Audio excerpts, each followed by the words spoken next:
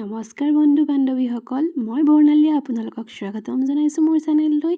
মই আজি আপোনালোকক 34 সাইজ ব্ৰা কাট ব্লাউজ কিদৰে কাটিব পাৰি তাকে দেখাব লৈছোঁ। মোৰ মেথডত এবাৰ ব্লাউজটো কাটি চাব আৰু কেনেকুৱা হৈছে মোক কমেণ্টত জনাব। এতিয়া আহক ভিডিঅ'টো ষ্টাৰ্ট কৰোঁ। প্ৰথমতে মই কাপোৰটো দুটা ভাঁজ কৰি লৈছোঁ। দুটা ভাঁজ কৰি বন্ধ ভাগটো মোৰ ফালে থৈ খোলা ভাগটো মোৰ অপজিট চাইডে ৰাখিছোঁ। এতিয়া তলফালৰ পৰা আঁচডাল পাৰি সমান কৰি লৈছোঁ। ব্লাউজৰ লেন্থটো হৈছে 15 ইঞ্চ। চিলাই মাৰ্জিন এড কৰি মই 15 ইঞ্চ লৈছোঁ। ৰেডি লেন্থ হৈছে 14 ইঞ্চ। এনেদৰে ওপৰত সমান কৰি মই আঁচডাল টানি লৈছোঁ। শোল্ডাৰ লৈছোঁ মই 5.5, আৰ্মহোল লৈছোঁ মই 5.5। এনেদৰে আকৌ 5.5ত আঁচডাল টানি সমান কৰি লৈছোঁ মই।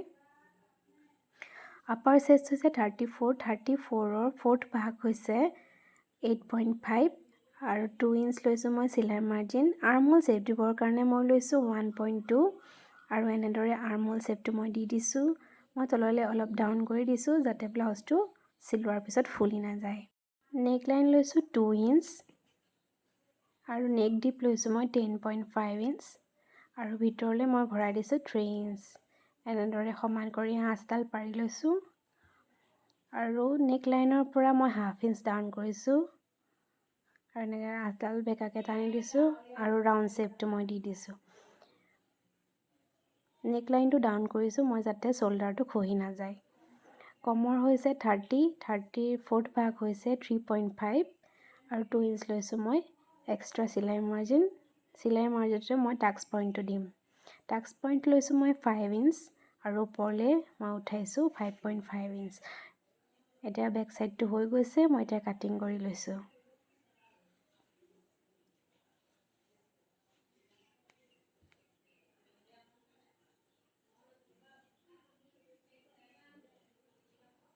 এয়া কাটিং কৰি লৈছোঁ মই। আপোনালোকে বেক চাইডৰ শ্বেপটো আপোনালোকৰ ইচ্ছামতে দিব পাৰে। মই ৰাউণ্ড শ্বেপ দিছোঁ। টাক্স পইণ্টত মই কাট এটা লগাই লৈছোঁ যাতে চিলাওঁতে মোৰ সুবিধা হয়। এতিয়া মই হাতটো কাটিং কৰিবৰ কাৰণে কাপোৰ টুকুৰা 4 ভাঁজ কৰি লৈছোঁ আৰু বন্ধ ভাগটো মোৰ ফালে ৰাখি অপজিট চাইডে খোলা ভাগটো ৰাখিছোঁ আৰু বেকটো লৈ লৈছোঁ যিটো মই কাটিছিলোঁ পিঠি চাইডটো সেইটো লৈ লৈছোঁ আৰ্মহোল শ্বেপটো দিবৰ কাৰণে। আৰ্মহোল শ্বেপটো 8 ওলাইছিলে, 8ৰ লগত হাফ ইঞ্চ মই এড কৰিছোঁ। প্ৰথমতে ওপৰৰ ফালৰ পৰা মই আঁচডাল টানি সমান কৰি লৈছোঁ আৰু 8.5ত মই দাগ এটা দি ল'ম। এয়া মই 8.5ত দাগ এটা দি লৈছোঁ। হাতৰ লেন্থটো হৈছে 9 ইঞ্চ। মই চিলাই মাৰ্জিন এড কৰি 10 ইঞ্চ ল'ম। এয়া চাওক মই 10 ইঞ্চ লৈছোঁ। চিলাই মাৰ্জিন এড কৰি এইফালৰ পৰা মই 10 ইঞ্চ লৈছোঁ আৰু ওপৰৰ ফালৰ পৰা মই 3.5 ইঞ্চ ডাউন কৰিছোঁ। এইফালেও 3.5 দি লৈছোঁ আৰু এনেকৈ সমানকৈ আঁচডাল টানি লৈছোঁ। এইফালৰ পৰা মই 8.5 তলৰ আঁচডালো মই 8.5 জোখ এটা দি লৈছোঁ আৰু কেৰেচীয়াকৈ আঁচ এডাল টানি ল'ম আৰু এইটো কৰ্ণাৰৰ পৰা মই 2.5 ভিতৰলৈ ভৰাইছোঁ আৰু হাতৰ শ্বেপটো মই এনেদৰে দি দিছোঁ। এনেদৰে হাতৰ শ্বেপটো মই দি দিছোঁ। মহৰি হৈছে আপোনাৰ 10 ইঞ্চ। 10 ইঞ্চৰ দুভাগ কৰিলে 5 হয় আৰু 2 পইণ্ট চিলাই মাৰ্জিনৰ কাৰণে লৈছোঁ আৰু এনেদৰে আঁচডাল টানি দিছোঁ। এয়া মোৰ হাত কমপ্লিট হৈ গৈছে আৰু এতিয়া মই কাটিং কৰি লৈছোঁ।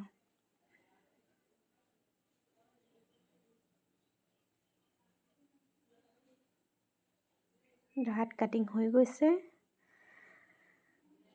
ওপৰৰ পৰা মই কাট এটা ৰাখি দিছোঁ যাতে চিলাওঁতে সুবিধা হয় আৰু ফ্ৰণ্ট আৰ্মহোলৰ শ্বেপ দিবৰ কাৰণে মই হাফ ইঞ্চত দাগ এটা দি পেলাই হাফ ইঞ্চত মই কাটটো লগাই দিছোঁ। এয়া হাফ ইঞ্চত কাটটো লগাই লৈছোঁ। হাতটো কমপ্লিট হৈ গৈছে। এতিয়া ফ্ৰণ্ট চাইডৰ কাৰণে মই প্ৰথমতে কাপোৰ টুকুৰা আকৌ দুটা ভাঁজ কৰি লৈছোঁ আৰু বেক চাইডটো মই কাপোৰ টুকুৰাৰ ওপৰত ৰাখি লৈছোঁ আৰু সমানকৈ এনেদৰে লৈ লৈছোঁ। সমান কৰি লৈ মই যেনেদৰে বেক সাইডটো আছে তেনেদৰে মই আঁকি লৈছোঁ। এয়া চাওক মই আঁকি লৈছোঁ।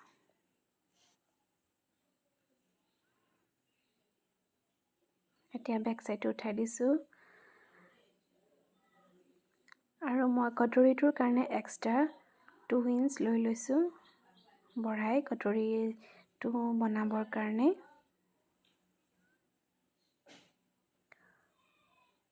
এতিয়া আৰ্মহোলৰ ফ্ৰণ্ট আৰ্মহোলৰ শ্বেপটো দিবৰ কাৰণে মই আকৌ 5.5 ইঞ্চৰ দাগটো দি লৈছোঁ আৰু 1/2 ইঞ্চৰ ভিতৰলৈ ভৰাই মই এনেদৰে ফ্ৰণ্ট আৰ্মহোলৰ শ্বেপটো দি দিছোঁ। ফ্ৰণ্ট নেক ডিপ দিছোঁ মই 8 ইঞ্চ আৰু এনেদৰে সমান কৰি দিছোঁ। এতিয়া বাছ পইণ্টৰ কাৰণে মই লৈছোঁ, বাছ পইণ্ট হৈছে 9.5, 9.5ৰ লগত মই 2 ইঞ্চ এক্সট্ৰা এড কৰিছোঁ, টোটেল হৈছে 11.5 ইঞ্চ আৰু এনেদৰে মই আঁচ এডাল পাৰি লৈছোঁ। এতিয়া মই ডিঙিৰ শ্বেপটো দিবৰ কাৰণে 3 ইঞ্চৰ দাগ এটা দিছোঁ আৰু এনেদৰে ৰাউণ্ড কৰি সমান কৰি দিছোঁ। আপোনালোকে এনেকৈ ভিতৰলৈও দিব পাৰে, বেছি ডিপ বিচাৰিলে ভিতৰৰ পিনে বেছি দিব পাৰে আৰু যদি বেছি ডিপ নিবিচাৰে তেতিয়াহ'লে এনেদৰে বাহিৰৰ পিনে দিব পাৰে। এতিয়া কটৰিটো বনাবৰ কাৰণে মই 8 ইঞ্চত দাগ এটা দি লৈছোঁ। 8 ইঞ্চত দাগটো দি প্ৰথমতে মই 8ক হাফ কৰি লৈছোঁ, 8ৰ হাফ 4 আৰু 8ৰ হাফত মই ওপৰলৈ 1 ইঞ্চ উঠাইছোঁ, এইফালে 1 ইঞ্চ উঠাইছোঁ আৰু এই 3টা দাগ মই সমান কৰি দিছোঁ।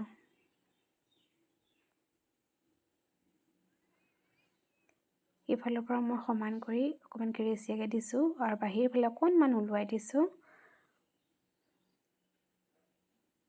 এতিয়া মই কটৰিটোৰ কাৰণে এইফালৰ পৰা 2.5ত দিছোঁ আৰু ওপৰৰ ফালৰ পৰা 4.5ত দি কটৰিটো মই এনেদৰে আঁকি দিছোঁ। কটৰিৰ ওপৰটো হৈ গৈছে। এতিয়া তল ছাইডটোৰ কাৰণে মই 4 ইঞ্চৰ দাগ এটা দি লৈছোঁ আৰু এনেদৰে সমান কৰি লৈছোঁ। সমান কৰি বক্স টাইপৰ এটা বনাই লৈছোঁ। এতিয়া এইটো ছাইডৰ পৰা মই 1/2 ইঞ্চ ডাউন কৰিছোঁ আৰু এইটো ছাইডৰ পৰা ওপৰলৈ যিমান দিছোঁ মই সিমান ডাউন কৰিছোঁ আৰু সেই তলফালৰ পৰা মই 7.5 ইঞ্চ ওপৰলৈ উঠাইছোঁ আৰু এই 3টা দাগ মই স্কেলেৰে সমান কৰিছোঁ। এনেদৰে এইটো কৰিছোঁ আৰু ইটো ছাইডে মই এনেদৰে দিছোঁ আৰু তলফালৰ পৰা এনেদৰে আঁচ এডাল সমান কৰি দিছোঁ আৰু ইফালে কেৰেচিয়াকৈ অকণমান দিছোঁ। এতিয়া ছাইডটো কাটিবৰ কাৰণে মই এইটো ছাইডৰ পৰা 1/2 ইঞ্চ ডাউন কৰিছোঁ আৰু কেৰেচিয়াকৈ অকণমান আঁচ এডাল টানি দিছোঁ। এতিয়া বেল্টৰ কাৰণে মই বেক ছাইডটো লৈ লৈছোঁ, বেক ছাইডটো লৈ এনেদৰে বহাই লৈছোঁ আৰু যিমানটো বেক ছাইড আছে তেনেকৈ আঁচডাল টানি লৈছোঁ।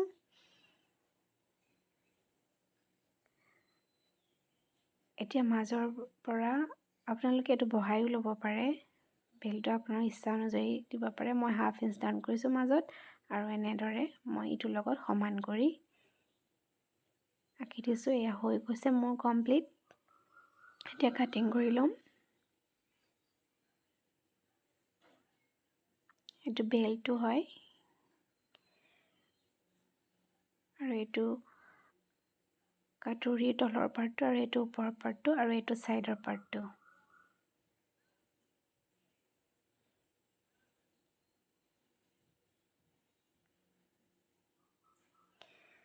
এইটো ছাইডৰ পাৰ্টটো ওলাই গৈছে।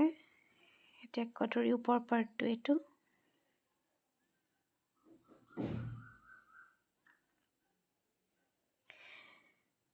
কমপ্লিট হৈ গৈছে। কমপ্লিট হৈ গ'ল।